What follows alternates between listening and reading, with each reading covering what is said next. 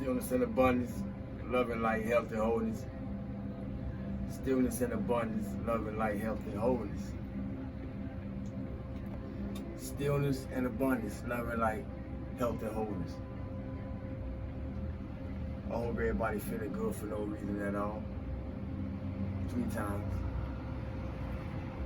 I extend peace and power to the family, cosmic consciousness, soul tribe, 3 times.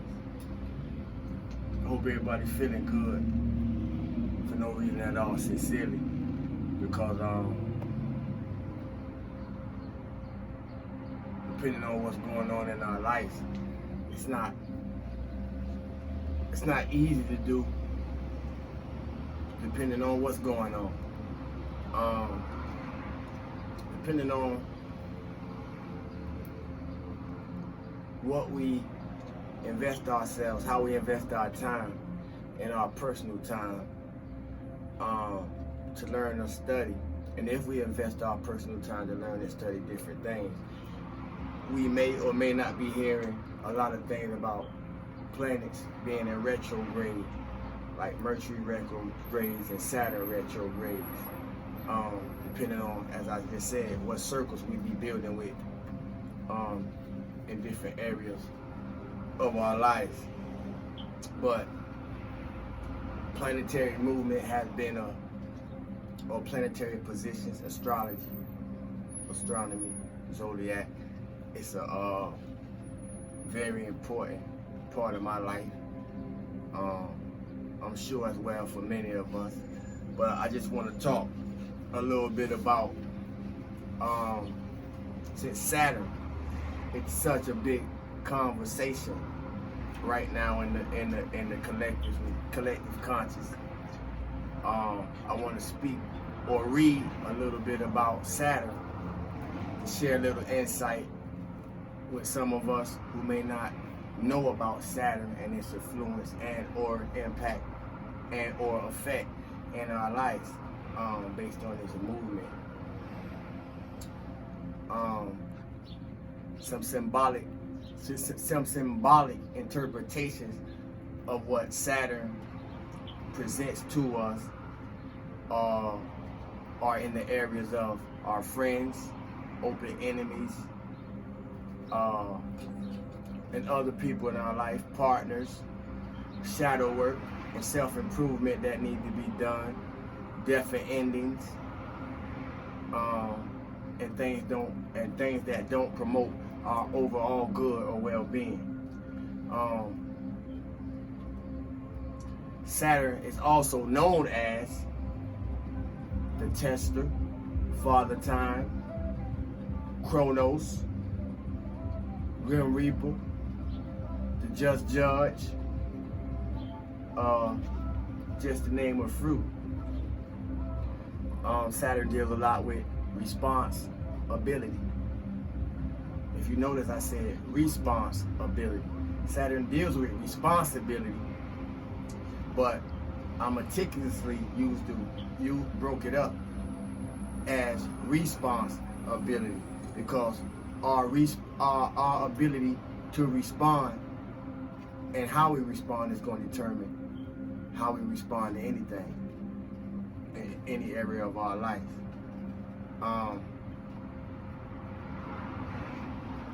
Shadow work, self-work.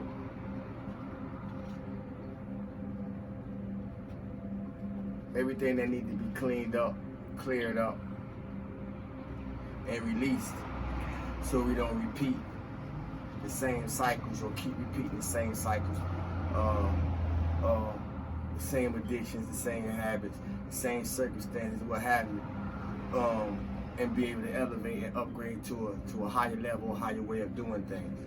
But without talking so much, I'm going to go into what the book is saying. Saturn has one of the worst reputations in astrology.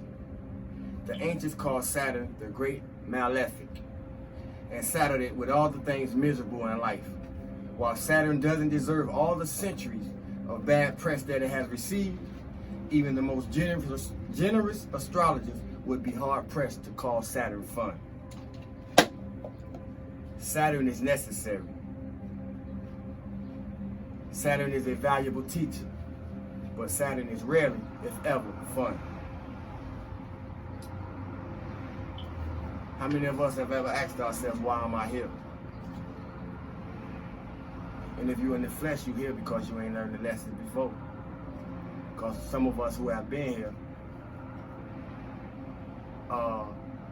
because some of us who have been here and mastered life, then choose to come back and reincarnate in it again. We have that choice.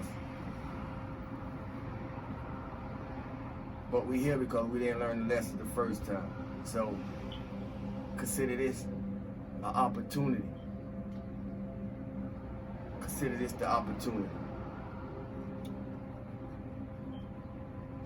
The ancients called Saturn the greater malefic and saddled it with all the things miserable in life. Saturn is a valuable teacher, but Saturn is rarely, if ever, fun. The essence of Saturn is limitation. The essence of Saturn is limitation. So what that means is that Saturn reveals our limitation to us, so we can break beyond them. Saturn is about structure, or the illusion of structure. Saturn is about restriction and about all forms of responsibility, from individual to social. Saturn is the Lord of karma. And one of the reasons that we tend not to like Saturn too much is because Saturn is absolutely fair. With Saturn, we get exactly what we deserve. With Saturn, you get just what you deserve. Jupiter is like the teacher that we had in school who gave us an A for effort and never assigned homework on the weekends. Saturn, on the other hand, is like the teacher everyone hated. The one who assigned the most homework. The one who never accepted any excuse for anything. The one who graded fairly. Fine print, brutally. But in the end, which teacher do we learn the most from? Right. Saturn is the complement to Jupiter. Jupiter represents the urge to jump, but Saturn provides the foundation that we need to push against in order to be able to jump in the first place. Saturn's contracting, restricting force is the complement and the balance to the more pleasant and expansive elements of society. Saturn relates to how we respond to the structures, authority figures, rulers, and responsibilities that come with being a member of Earth's society. Saturn's lessons are some of the hardest and harshest for us to learn, and they take the longest for us to begin to master. Astrologically speaking, we do not even become adults until we have experienced our Saturn return, a complete cycle of Saturn through our charts, natal charts, which happens at about age 29 and a half. Saturn, perhaps more than any other planet, embodies the law of alchemy, in that until we learn how to discover and integrate Saturn's energy in ourselves, and I'm gonna say it again, in ourselves,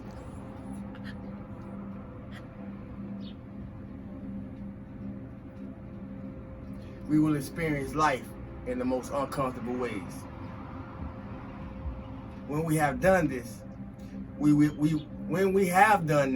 discover a wonderful freedom. Since we have limited ourselves, we no longer have to worry about anybody else having the power to limit us. I hope somebody caught that. Once you have limited yourself, once you have ripped yourself apart to the point that you ain't got no place to go but up, it ain't nothing else you can do but build yourself back up. Ain't nothing else no one else can do to you. Unfortunately, we usually don't reach this point until we have spent many years experiencing Saturn from the outside. That's why y'all always hear me say, everything inside, everything mental. Saturn represents all authority figures, everyone who sets rules and limitations for us. Our first experience of Saturn comes from our parents, who tell us no and prevent us from doing the things we want to do. As children, we are far too young to understand that our parents are simply protecting us from harm. But no matter how unpleasant we find the experience of being told no, the experience of being told no is also a very liberating one. Boundaries not only limit us, but they also define us.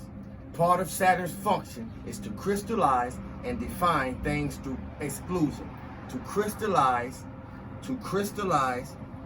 and define things through exclusion, meaning detachment.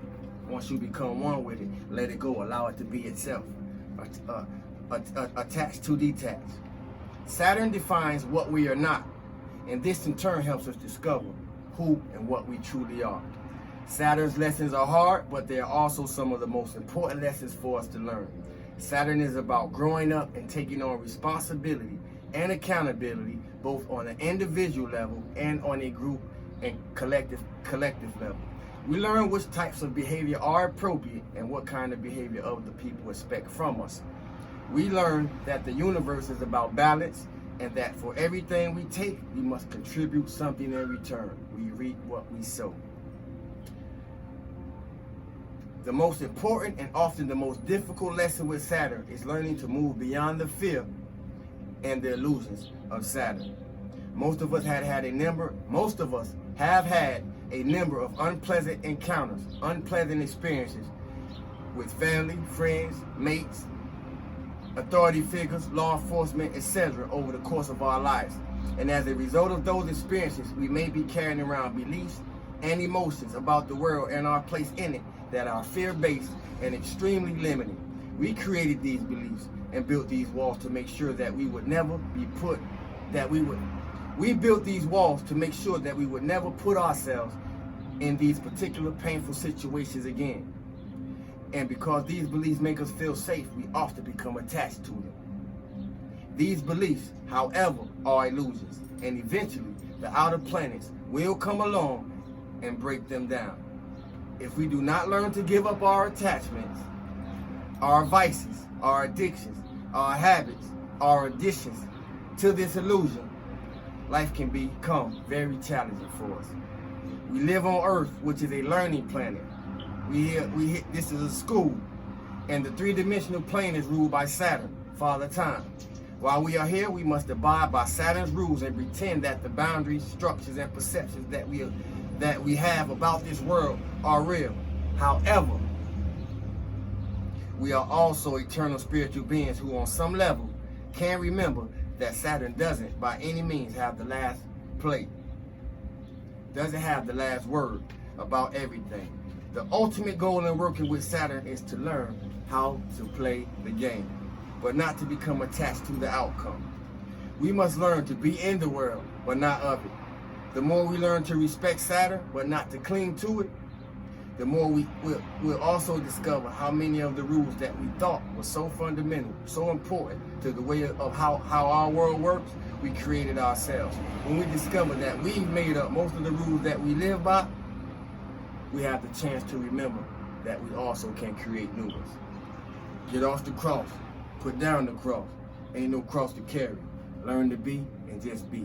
Stillness and abundance, love and light, health and wholeness. I rock with y'all who rock with me. I love y'all, family. Thank you for the like, shares, comments, and subscribe. Salute God. Press that like before you leave out. Thank you. It don't cost you nothing.